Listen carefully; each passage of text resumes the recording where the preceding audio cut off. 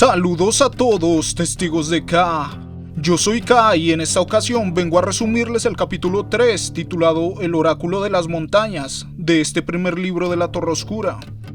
Antes de empezar, recuerda seguir mi página de dibujos llamada Castroso.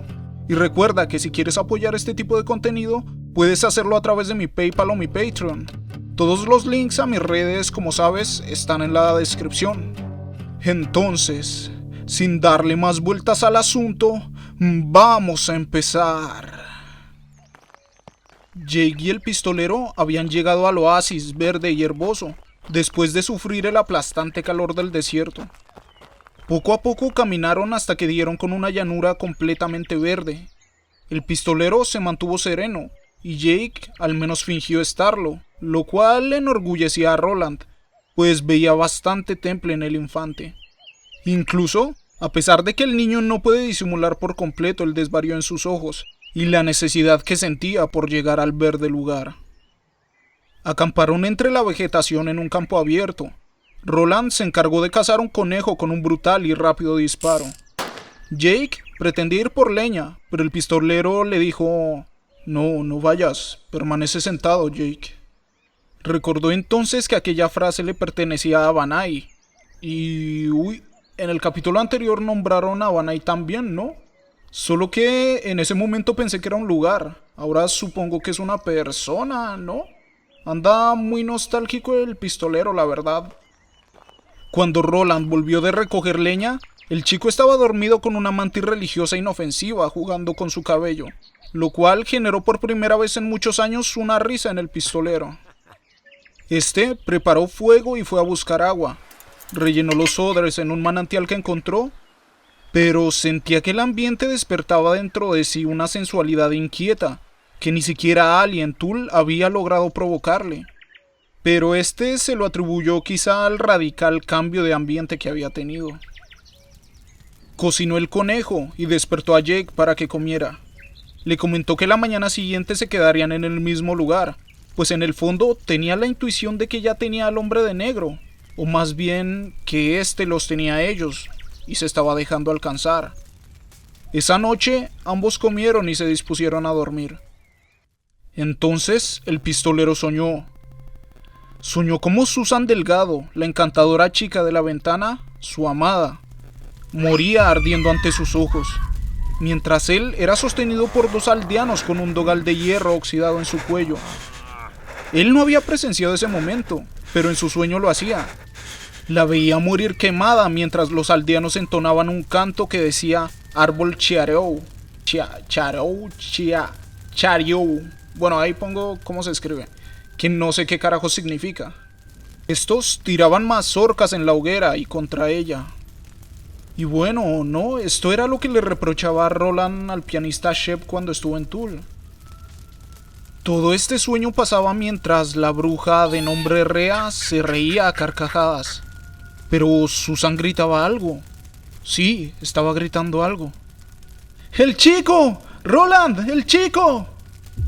Ante esto, Roland en el sueño giró bruscamente la cabeza, al punto en que el dogal le desgarró el cuello, y entonces logró ver a Jake en la ventana donde Susan solía ponerse a cantar viejas canciones, entre las cuales está la nombrada en el primer capítulo, Hey Jude. El chico parecía una estatua de un santo, sus ojos eran de mármol y tenía una escarpia atravesándole la frente. El pistolero sintió un asfixiante y desgarrador aullido saliendo de sí. Sentía surgir la locura. Despertó entonces de sopetón al notar que el fuego lo estaba chamuscando, envuelto en aquel sueño de Megis. Mandó sus manos a su cara mientras se desvanecía el sueño, quedándose con la imagen de aquel Jake blanco como el yeso. Y entonces se percató que el chico no estaba. Se abalanzó hacia el bosque empuñando ambas pistolas. Entre las tinieblas y los obstáculos naturales, solo la luz de la luna le permitía ver las huellas del chico. Sí, en parte se podría decir que sus sueños le habían advertido del peligro. El espesor de la selva de a poco le dificultaba el seguir las huellas, así que en un momento se detuvo y olfateó, como si se tratase de un perro de rastreo. Así percibió el olor de Jake y lo siguió. En el pico más elevado de una cordillera vio una luz blanca. Allí se alzaba un círculo de piedras negras con una losa. El chico estaba de pie, balanceándose hacia atrás y adelante. Parecía estremecido por electricidad estática. El pistolero ingresó al círculo y los brazos del chico se levantaron. Tenía una cara de entre miedo y terror, enfrentados con una mezcla de placer casi doloroso. Roland sintió entonces que entraba en contacto con el espíritu del oráculo, el súcubo. Su cabeza daba vueltas y su lengua se empezó a volver pastosa y sensible. El pistolero ni lo pensó. Sacó la mandíbula que encontró en la estación de paso, la levantó ante él y con la otra mano levantó el índice y el meñique, haciendo el signo para protegerse del mal de ojo. Jake chilló, y el pistolero sostuvo la quijada frente a la mirada bélica del chico. «Mira, Jake, míralo bien». El chico parecía resistirse, hasta que en un momento sus ojos se quedaron en blanco y se desplomó. El pistolero se abalanzó rápido y lo tomó antes de que cayera al suelo. Roland sentía como el ente del círculo rechinaba porque le habían robado su presa, sensación que perdió al salir de allí. Bajó entonces al chico dormido hasta el campamento y lo estrechó impulsivamente contra su pecho. Incluso le plantó un seco beso en la mejilla y comprendió que lo quería, solo que tal vez le costaba reconocerlo. Y wow, nunca pensé ver a un Roland comportándose casi como un padre. Y segundo, no entiendo cómo carajos funcionó la mandíbula en este caso. El pistolero en aquel momento creía oír las carcajadas del hombre de negro que venían desde algún lugar remoto. Nuestro protagonista amarró al chico aquella noche, y cuando éste despertó y le pidió que lo desatara, le comentó que hizo esto porque en la noche anterior se había alejado sonámbulo, pero no le comentó los demás detalles. Es así que desató al niño y le dijo que tenía que irse. El niño sintió miedo de que lo abandonaran, pero el pistolero le dijo que volvería. Además le dijo que se quede quieto en el campamento y le explicó que en caso de sentir algo extraño, debía tocar la quijada así ésta le provocase dolores de cabeza. Entonces la dejó cerca del muchacho. El pistolero sabía que el ente del círculo había sido un demonio, y muy probablemente un oráculo. Un demonio sin rasgos, apenas una especie de anhelo sexual sin forma, con el don de la profecía. Y sí, al parecer esta era la cosa extraña que había sentido Roland apenas llegaron a aquel lugar. En el fondo sabía que el ente no molestaría al niño, pues estaría ocupado con él.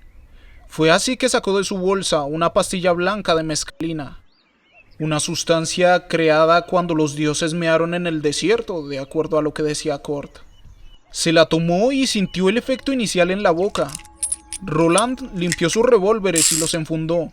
Le pidió la camisa al muchacho, quien se la entregó. Este ya se veía notablemente más delgado. Con una aguja e hilo que cargaba, el pistolero arregló un largo desgarrón que tenía en una de las mangas y se la devolvió al muchacho. Cuando al fin sintió el efecto de la mescalina en los músculos, comenzó su camino.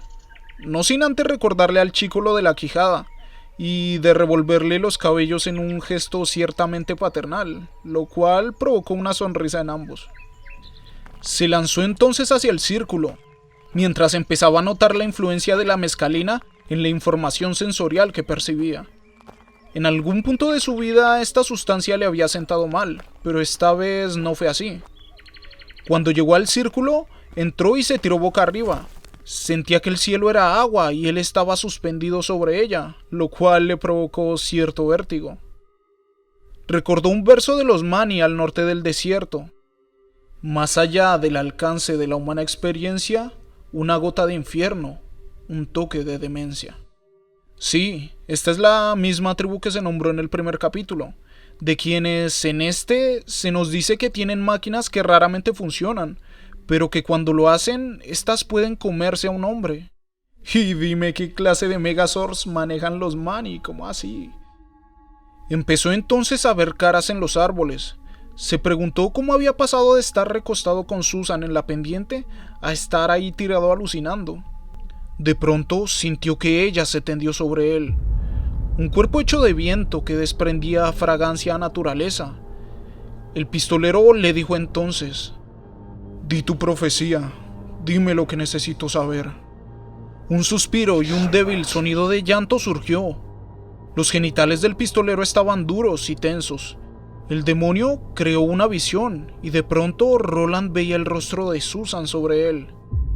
Sin embargo, este se mantuvo firme. Di tu profecía, di la verdad, dijo Roland. El oráculo apelaba al deseo de Roland, y este último cede a tener sexo con el ente, con tal de que le revele la verdad. Porque para quien no sepa, los súcubos son demonios que apelan al deseo sexual. El momento es un toma y dame, en el cual el súcubo en cierto momento planea escapar de la implacable tercera pistola de Roland, pero este no permite que se vaya. En un momento, Roland mira al cielo y tiene alucinaciones de imperios levantándose y otros cayendo. Quizá una visión aproximada de lo que pasó en su mundo. El pistolero entonces empezó a quedarse semidormido, que era exactamente lo que pedía el súcubo para comenzar a hablar. Este empezó diciendo que 3 era el número de su destino y de su búsqueda. Le dijo que luego vendría otro número, pero que por ahora solo era el 3. Comenta que el primero es un joven de oscura cabellera, al borde del robo y el asesinato, poseído por un demonio llamado Heroína, nombre que para nada le suena a Roland. El ente le dice que existen otros mundos y otros demonios, que tenga cuidado con las puertas, las rosas y las puertas ignotas. El segundo le dice que viene sobre ruedas, y el último es muerte, pero no para él. Comenta entonces que el chico es su puerta al hombre de negro, y a su vez, el hombre de negro es la puerta para llegar a los 3, y los 3 son su camino a la Torre Oscura.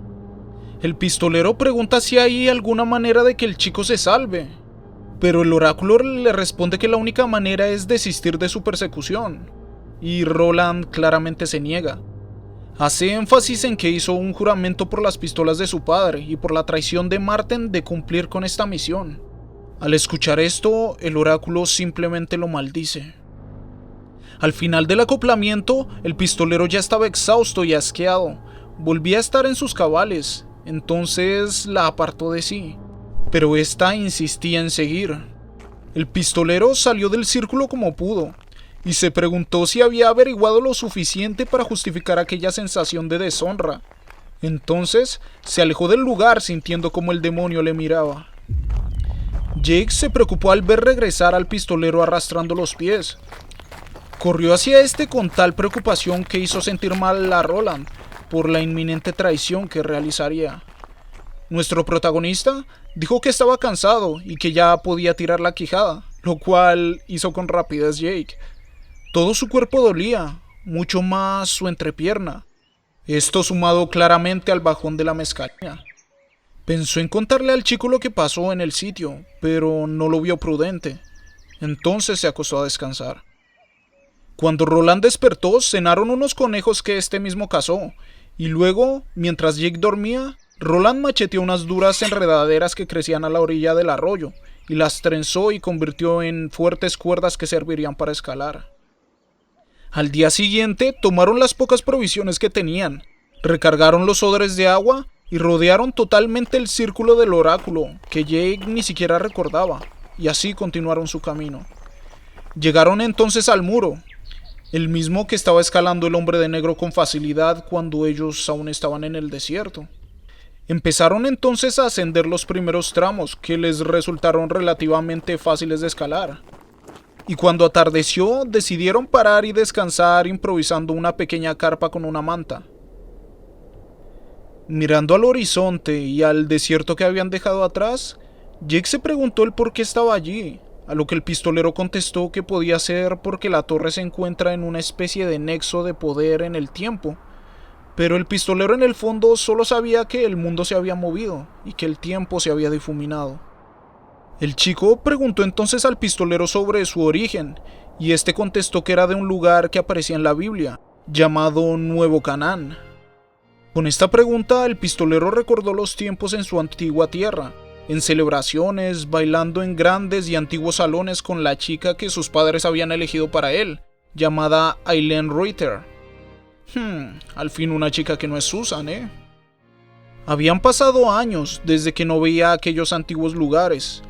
Cuando empezó la búsqueda del hombre de negro, los muros de estos sitios de su juventud ya estaban reducidos a escombros, y algunos sitios como las despensas de las cocinas de Hacks habían sido invadidas por los mutantes lentos, que no suenan tan amigables.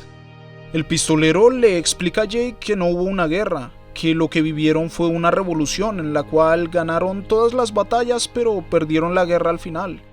Es más, nadie ganó la guerra, salvo los rapiñadores que encontrarían botines entre las ruinas. Después de contarle esto, el pistolero y el chico durmieron, Roland envuelto en la nostalgia de sus recuerdos.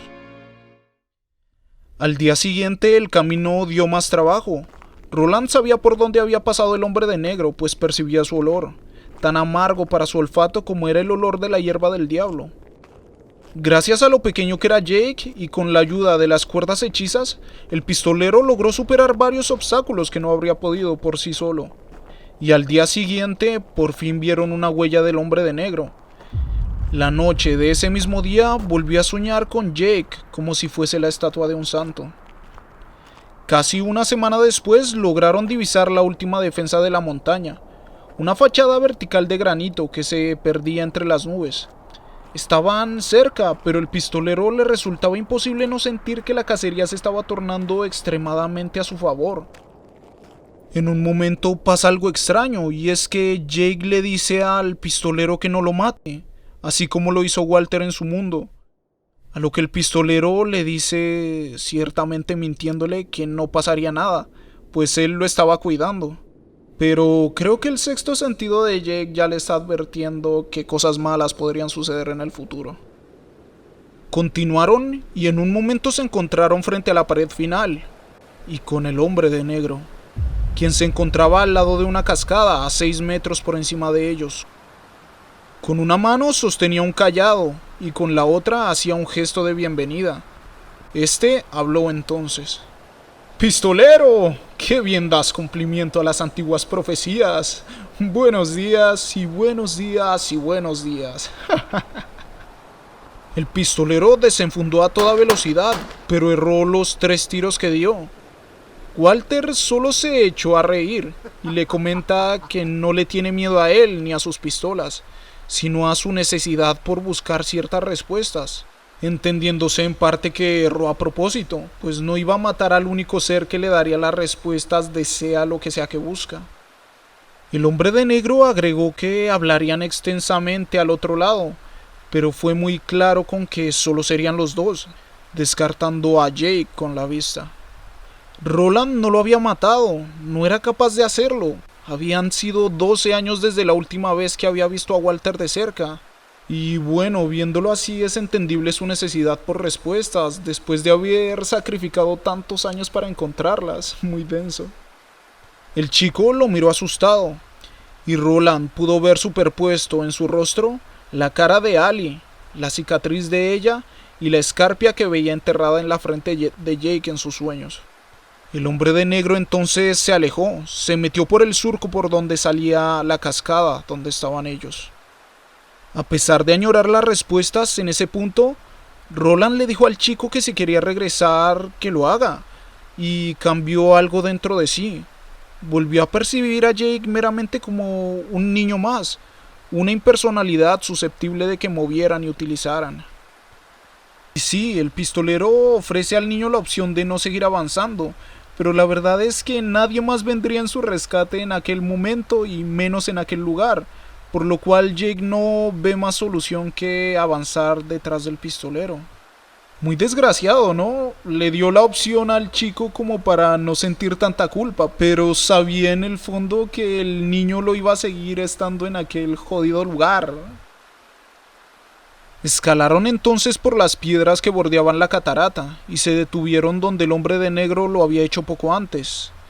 De este modo ingresaron por donde éste había desaparecido. Y bueno, testigos de K, hemos llegado al final de este capítulo. ¿Qué les ha parecido? A mí me encantó mucho ver este lado obsesivo del pistolero con encontrar las respuestas que se supone tiene el hombre de negro. Pero diablos, me encantó también lo del oráculo y los anuncios que hizo sobre el futuro. Pero me da miedo el saber que algo le puede pasar a Jake. No sé ustedes, pero a mí me da mucha pena ese aspecto. La verdad es que todo se está poniendo un tanto denso. Y bueno, si les ha gustado el resumen de este capítulo al igual que a mí, recuerden apoyar el canal, recuerden suscribirse y darle like al video, pero sobre todo, recuerden luchar por sus sueños, testigos de Chaos.